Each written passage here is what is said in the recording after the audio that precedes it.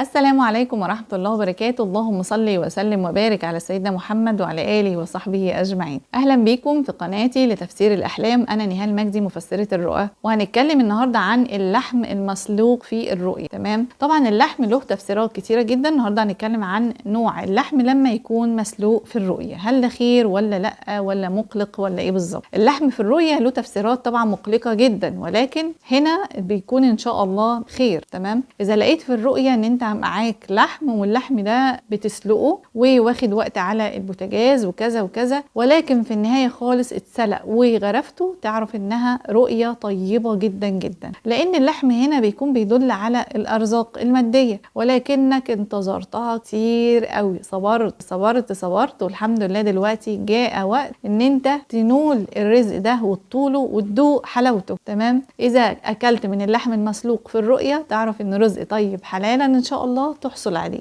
اذا لقيت ان انت لسه في مرحله التجهيز وواقف على البوتاجاز وعمال بعمل، طبعا بتكلم للنساء والرجال يعني، ولقيت ان انا عمال اطبخ فيها ومستني وكذا وخلاص قربت وكده، تعرف انه رزق، ولكن صابر يا عم صابر، ان شاء الله هيجي وقت وهتلاقي اللحمه استوت وهتاكل منها. بمعنى انك تعبان على رزقك، شقيان فيه، تعبان على مشروع، تعبان على كذا، بس لسه ما اكلتش من حلاوته، ولكن طالما جه الرمز بتاع الرزق بتاعك في اللحم المسلوق تعرف ان هو هيبقى رزق وفير ومال كتير ما شاء الله، ولكن بعد حين. فهنا بقى ايه؟ تصبر شويه. تمام؟ طيب اذا رأيت مره واحده كده ان انا في وليمه او في عزومه او في كذا والرز محطوط زي ما بيحطوا كده في الصواني وعليه اللحم المسلوق موجود وفي ناس هتاكل او كده، وقعدت بقى انا كمان هاكل، تعرف انها فرحه كبيره ان شاء الله تدخل عندك البيت. ربما بقى لو عندك اخت تتخطب، انت نفسك تخطب، في فرحة جاية في البيت، العزومات والولايم، تعرف انها بإذن الله نذير خير جدا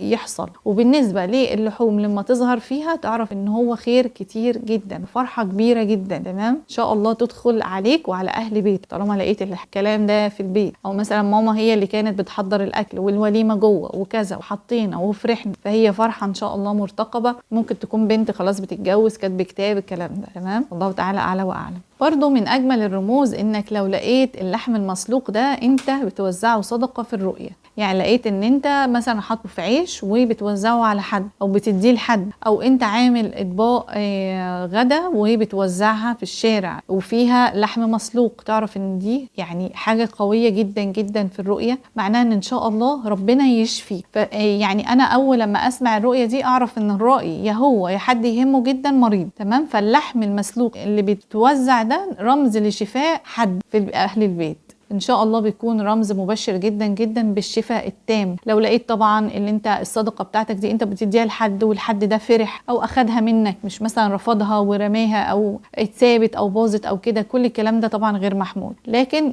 ان انت تطلعها صدقه في الرؤيه فده رمز ممتاز جدا، بيدل ان انت ربنا بيتقبل منك مثلا فعلا صدقه، او ان ربنا اذهب عنكم الحزن بفعل كويس عمل. تمام؟ او برضو ممكن تكون دلاله انك تعمل صدقه علشان ربنا يرفع عنكم اذى من مرض معين او كده. فالرؤيه دي بتكون جميله جدا جدا ودلاله شفاء بتكون مؤكده جدا، وفعلا بيكون مرض شديد يعني، فبيكون فعلا دلاله شفاء باذن الله من مرض يعني قوي. ربنا يبعد عننا جميعا شر الامراض والاسقام، اللهم امين. اتمنى الفيديو يكون مفيد ليكم. شكرا لكم على متابعتي، والسلام عليكم ورحمه الله وبركاته.